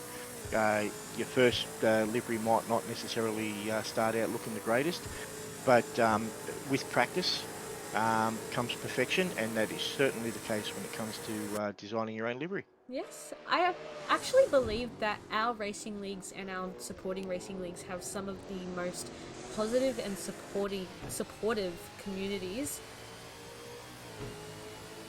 Absolutely, and I mean we're supportive no matter what. I mean, in between races, we get together and we have little conversations and practice sessions and whatnot, and we're always there for one another. And as for the administrations of our service, such as myself and Ross and a few others, we're contactable pretty much 24 hours a day. By our discords. I have my discord everywhere. I have it on my computer, I have it on my phone. So sending me a message is quite an easy thing to do, and at some point I will always catch up. I'm always checking my messages throughout the day, so it usually doesn't take me too long. If anyone wanted to message or needed some support in any way, shape, or form, it wouldn't take me long to see that message and to be able to return with a message. Okay, so we can confirm that no one should be afraid to ask questions because we always have someone available to answer them. Absolutely. Now, while we were having our little chat, it looks like Shipley has fallen 10 seconds behind further than he was before, so that's a 13.2 second distance between him and Macaroni. Absolutely. Something's gone on there that we haven't seen, I would have to imagine. Yes, I'm not too sure what did happen there. He has fallen off quite a bit. I wonder, did he go into a wall, He might have. or Maybe did he he come to? tried to catch up a little bit too quickly and he's had a little bit of a wobble moment again. It could very well have been, which is really unfortunate because he was starting to catch quite well there. The tyres were starting to come right on, and I mean, as you can see there, he's going through the dipper there. And if you haven't a look at his brakes, they're shining quite high, so he's quite heavily on the brakes into Forest Elbow here. Oh, locked up the inside wheel there. That's not going to go good for the line.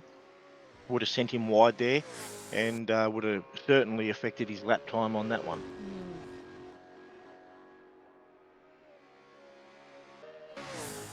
It looks like Ross has definitely kept first really well, showing off his driving skills where he wasn't able to for our first two races. There is around 4 laps left though, so it still could be anyone's game for the moment between himself and Shipley. Absolutely.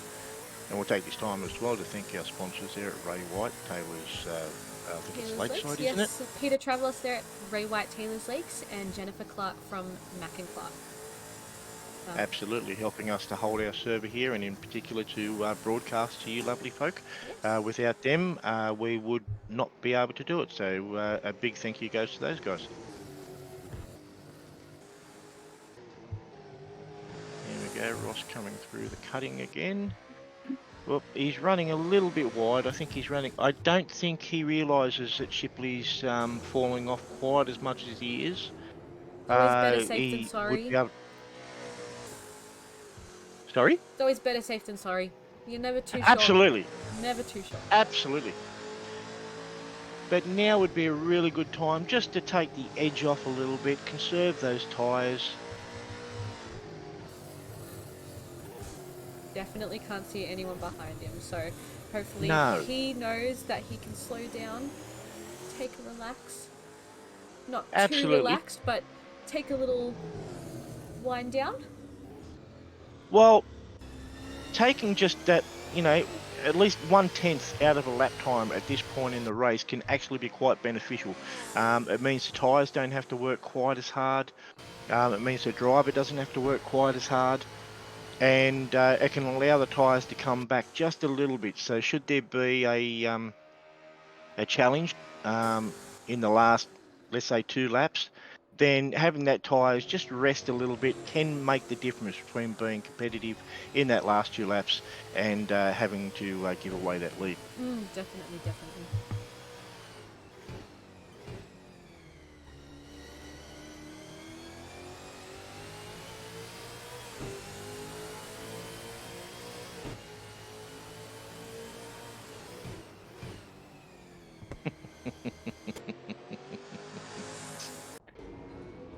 Laughing at some of the comments at our parishioners there. It's good to see a lot of engagement in the comments, so please, if you are listening still and you are watching, don't be afraid to chat to us. We are very ready for a chat.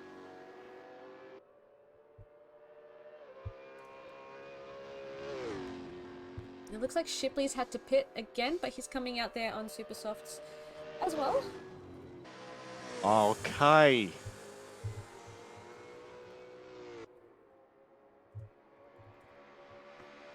We've got our majority races on super softs at the moment, just DeLuca and Macaroni on softs, which I believe was a great idea for Macaroni to start there with the super softs and then go on to the softs. He knows what he's doing, which shows in his racing and obviously in his ability to keep first. Absolutely, but I think as the time goes by, I think Shipley might have actually given away position to DeLuca. He may have. Just looking at our track map here.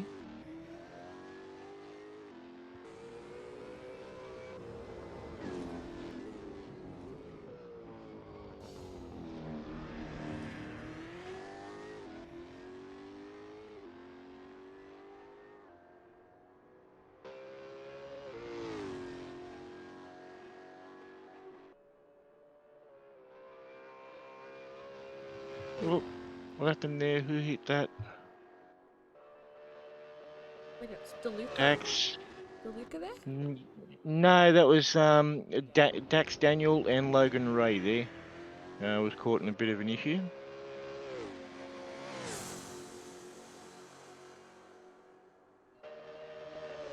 Oh, okay, no. It looks like Shipley had a drive-through here. Oh. Okay, so that would be the reason why he was in the pits. He had a drive-through penalty there on lap 27. Oh no. Now what does that mean for some of us who are unsure of what a drive-through penalty is? Well, I'm not sure what the penalty is without going back through it a little bit later, but basically what it'd be is he's either cut the track or he's done something that's caught the attention of the adjudicators, and then that has required. There you go. It must have been for cutting the track. He must have cut the track somewhere because Logan Ray has just been given a penalty for Doing the same.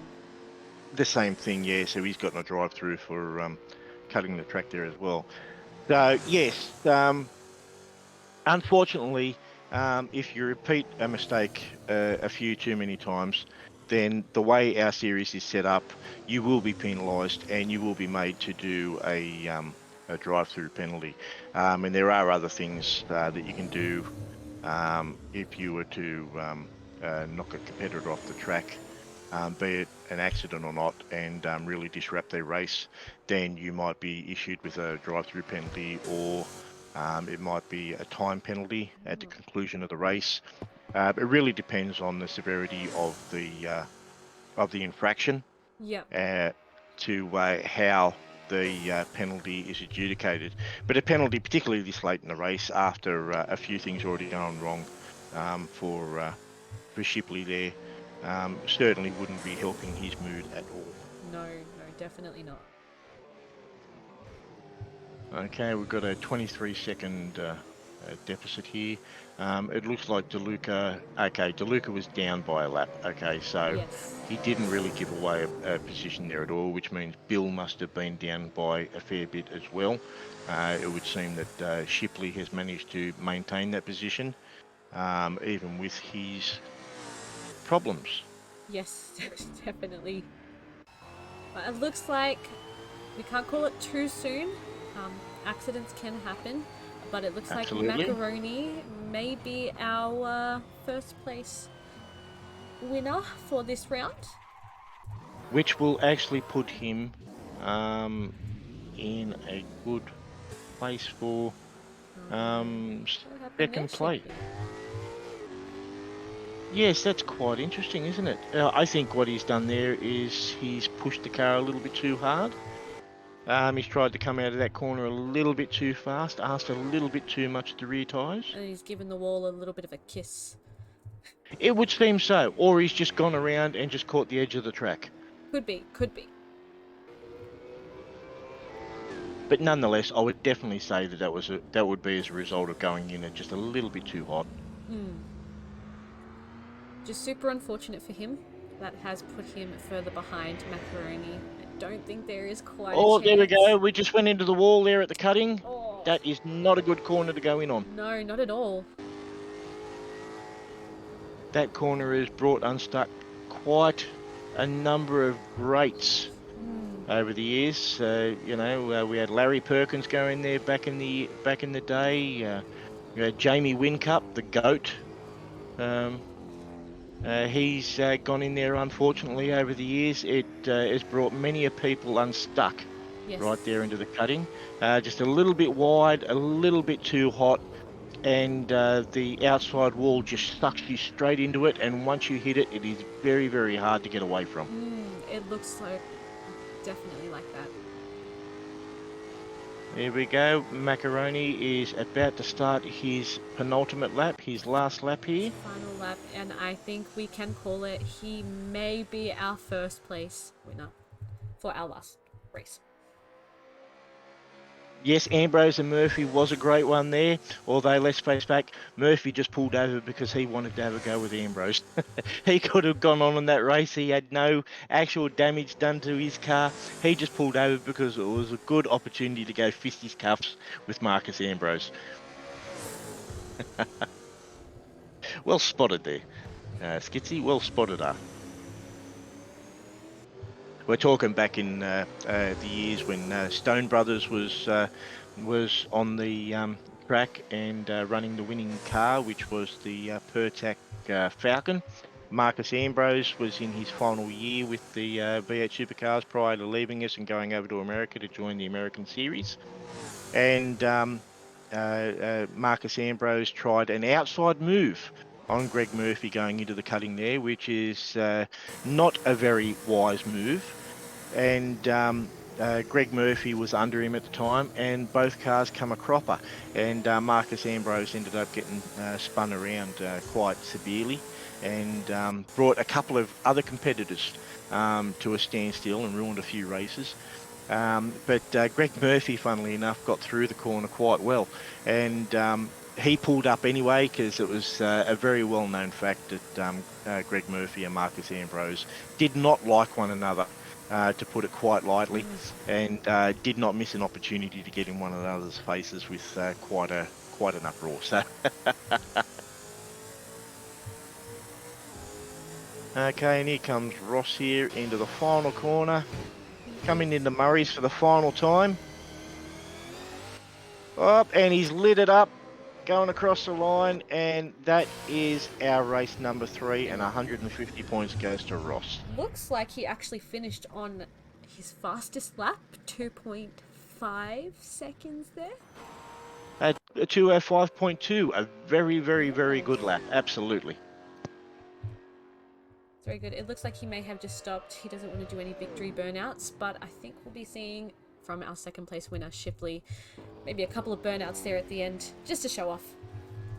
Absolutely. I think what we'll do is once a couple more have gone across the line, I think what we might do is we might pull Ross and Shipley in for a bit of an interview Yes, sounds good. and a bit of a post-race debrief, and we'll see what they thought about their races. Perfect. Sounds like a good plan. Okay, we'll just wait for Shipley to come to a.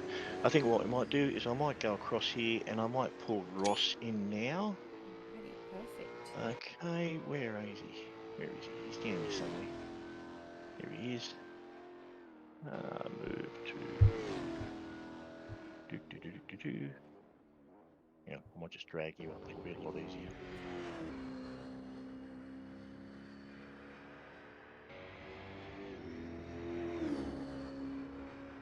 Oh, come on.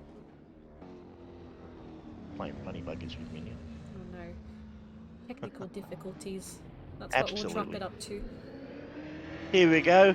We've got the winner of race 3, 150 points. We've got Ross on the line here. How are you, Ross? Hello, Ross. Yeah, I'm here. Tired. Tired. How did you find race 3 there, mate? You had Shipley on your tail for quite a while there. We've got quite a fanfare for you, actually. We've got a follower by the name of Fried Chimney, who has taken up the chorus line for you in quite a good fashion. Oh, that sounds good. Yeah, no, I was just. Oh, Shipley wasn't bothering me too much. I was just controlling the race. Were you a little bit nervous with Shipley there, all the way behind you for like such a long time, keeping that 3-second distance? No, no, I knew I had him under control. I just had to make sure I didn't make a mistake. So I was concentrating very hard because I know if I make a mistake, Shipley's up there. Then if he gets me, he's very hard to overtake because then he's in the zone. He actually made your job a little bit easier there on lap 4. He had a little bit of a wobble coming out of Forest Elbow. I think he tried to throttle on a little bit too fast. He was right on your tail, and you managed to open up a 2.5-second lead on him from that mistake. Yeah, no, I was keeping an eye on the times. Don't worry about that. I was a little bit sus when he started to get the fastest laps, but I knew I had enough in there to keep going. You made a very good use of. I've been describing to the audience the difference between the super soft and the soft tyre, and the strategies that can be utilised. And you helped made that demonstration quite well when you started out with the super soft. Did you do that so that you could try and get a bit of a lead on Shipley?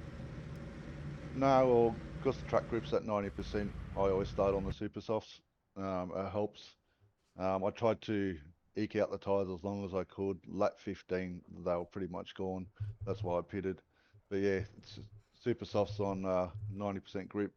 By the time I went on the softs, I think the track grip was at 97%. So getting onto the softs, it just played into my hands. Absolutely. Okay, and the soft tyres, when you switched over to those, did you get them to switch on by about 2.5 laps? Would that be about the switch on time?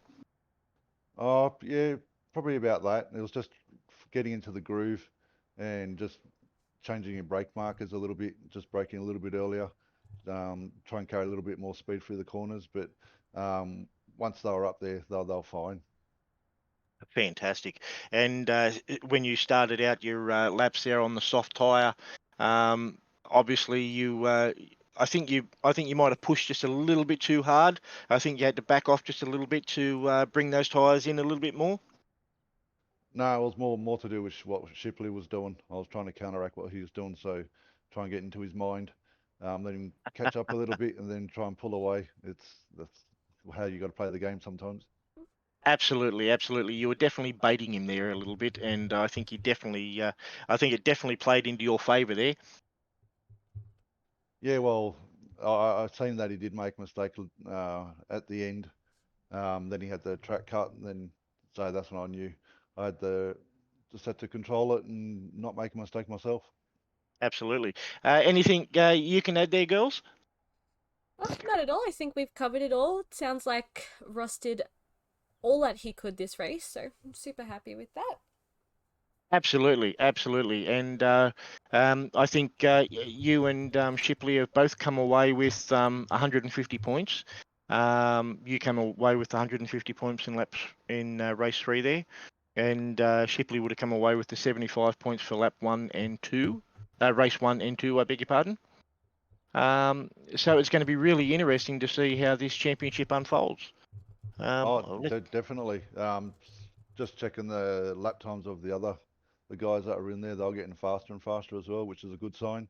So it's going to be a close and hard championship this year. Absolutely. Let's see if we can get Shipley in for a bit of a conversation here. Hello, Shipley, are you there? Cooper Shipley, are you on the line? Yes, I am. How are you, Cooper? You're on with all our fans at the moment. They've been watching the race quite intently. They've been glued to the race between yourself and Ross. Yeah, I've seen. Yeah, how did you find the race? Pretty good. I had an all right start. Ross sort of ran away from me, and I hoped I would have more pace on the supers at the end, but that wasn't the case. Just messed up a bunch of times, and yeah, fell back. Yeah, we noticed there, particularly in the back there. We noticed you got a drive-through penalty. What was that for? Just pushing too much. Just a slight going off track at, I think it's Hell's Corner. You go a tiny bit wide there and you get a cut. And I just kept doing that, and then that just gave me a drive-through. That was really unfortunate because at one stage there you actually got the time between yourself and Ross down to 2 seconds. Yeah. And yeah, it was starting to look really, really good. It looked like you pushed the super soft tyres. They were a little hard, a little early, and Yes. they weren't Yep. quite ready. That little Yep. wobbly moment there. Did you get a little bit scared? Did you think you were going to fall behind further than you would have if you'd spun out? No, I was just pushing too much than I needed, I reckon. And as Craig said, pushing too soon. Towards the end of the stint, at the end of the race, my rear tyres were just gone. If you watched me, I think it was the last 2 laps, was just sliding everywhere. I could see Yeah, that. we actually commented on you sliding out into the cutting there, like some of the greats over the years, the Larry Perkins and the Jamie Wincups, and one of our viewers actually mentioned the great crash there between Marcus Ambrose and Greg Murphy.